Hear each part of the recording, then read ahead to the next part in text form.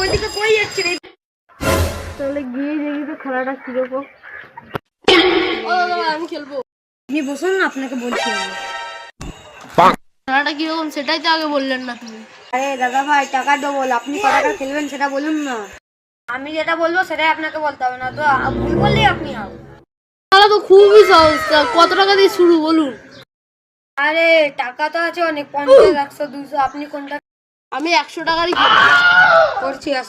এটা আমার 100 টাকা, আমি এখানে রাখলাম, আপনি এখানে রাখেন। রাখলাম আমরা। তাহলে খেলাটা শুরু করছি। একটা বাড়িতে একটা গরু আর একটা ঘোড়া ছিল। একটা বাড়িতে একটা গরু আর একটা ঘোড়া ছিল। ওদের দুজনের ঝগড়া হয়েছিল। ওদের দুজনের 4টে পা। না না আপনি তো ভুল বললেন, ওদের দুজনের 8টা পা।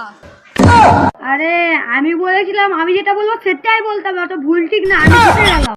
এবার টাকা আমার।